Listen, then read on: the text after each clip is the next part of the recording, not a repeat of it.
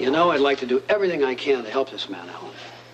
You'd be helping out an old fraternity brother as well. Oh, ho. Now, don't go laying that on me. Listen, who was the guy who talked all the other guys out of shaving your head during hazing? And who's the guy that got you through anatomy, too? And who was the guy that in the third... All right.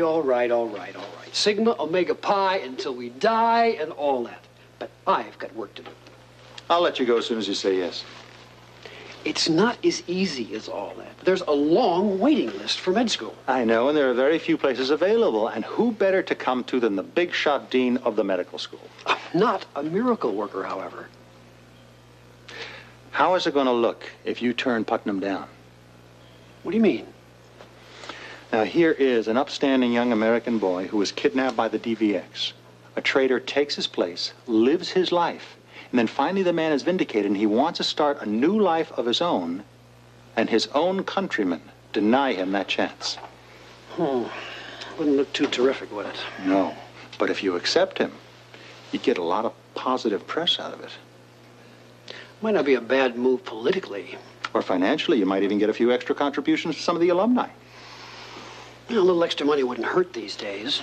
And a little bit of good publicity for the Port Charles medical community. Yes, we certainly did take it on the chin with that imposter working at General. Mm-hmm. What do you say? I still have to think it over. The Quartermain family would be so grateful. Any Quartermain in particular?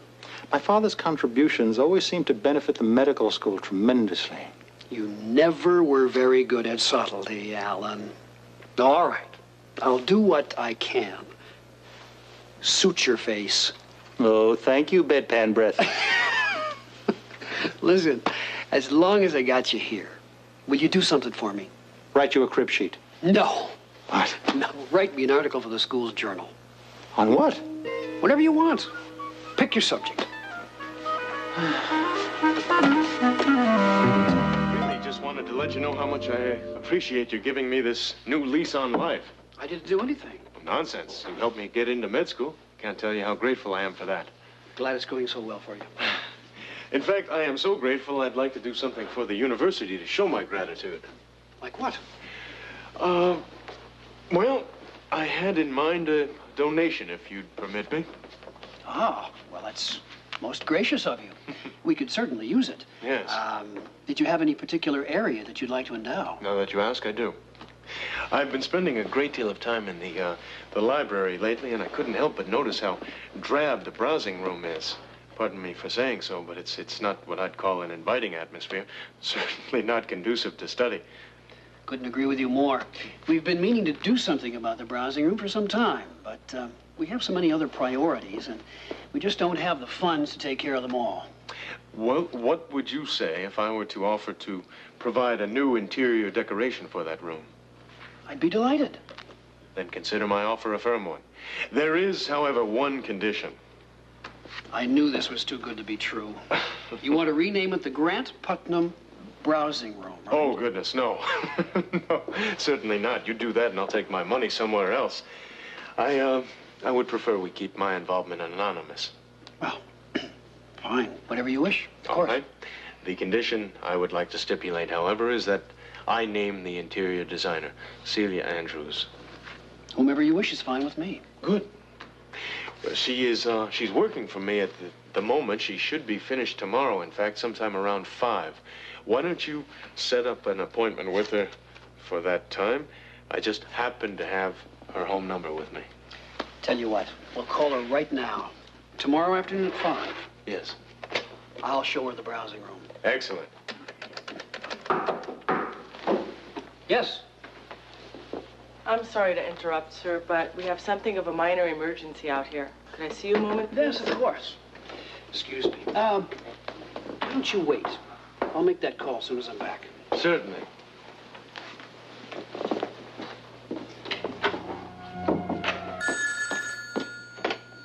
Hello?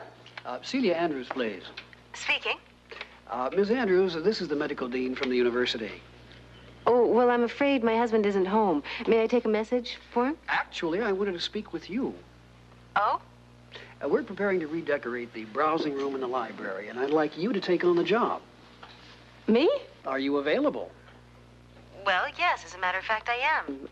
I just finished a job. You couldn't have had better timing. Then I take it you'll accept my offer. With pleasure. Good.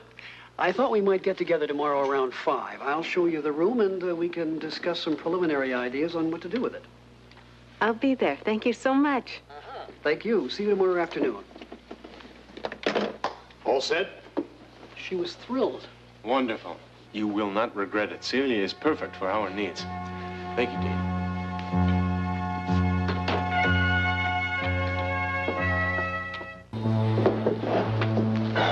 Grant, good to see you. Good to see you as well, Dean. You caught me in my favorite haunt. Oh? I'm surprised, however, to hear that the dean of the medical school would ever need help here in the library. Well, there are some needs that we never outgrow, don't you know? How are your studies going? Just fine. Just fine, in spite of the obvious distractions in my life these days. Yes, if I read the newspapers correctly, I think I understand those distractions. I hope you're able to concentrate, though.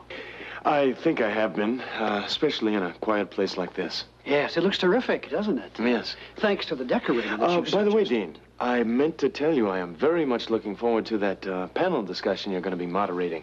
This weekend, isn't it? Yes, Friday night. Are you going to be there? I wouldn't miss it. Ah, good. I hope we won't disappoint you. No chance of that happening, sir. Good. I see the librarian over here. I've got to see her about a book I've ordered. Would you excuse me? Certainly. Nice to see you, Grant. Good to see you again, sir.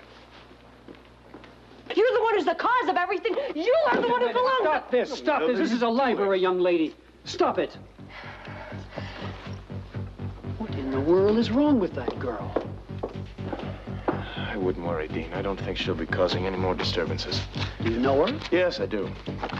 Name is Tanya Roscoe. She is, she's one of the fellowship recipients at General Hospital. Really? Well, that doesn't speak too well for the choice, does it? Yes, she's got problems. Obviously. She was a hostile witness for the prosecution at Grant Andrews' trial. Good day, sir. I'm telling you, you are going to regret this for the rest of your life. There seems to be some disagreement between Quartermains. There frequently is, but not usually in public. But often. Did you get my evaluation report? Yes, I did. They're on my desk, as a matter of fact. But I have not had a chance to take a look at them. Tell me, how are our students doing? I think you'll be very pleased. Both the third and fourth year students were very highly rated, the best in many years. I wonder what they're fighting about this time. It's none of our business. Well, it doesn't matter because Monica usually wins anyway. Amy, let's ignore what doesn't concern us. I'm sorry, you about to say something? With regard to the student review. Oh, yes, our staff was practically unanimous. In the area of dedication, the evaluations were excellent. I'm very pleased to hear that. Wait! No. I insist that you be fair about this, Monica. Fair? Fair? You don't know the meaning of the word fair. Monica, please, let us just go home and discuss this sensibly. No, we are not going to go home and discuss this sensibly because I am leaving this hospital and I'm going to check into a hotel. A hotel? That is just for starters. Shh. I am doing rounds. I won't ask what that was about, Monica's just a little upset. but you were both pretty vocal. Yes, I know it. You know how women get about this sort of thing. They blow things out of proportion.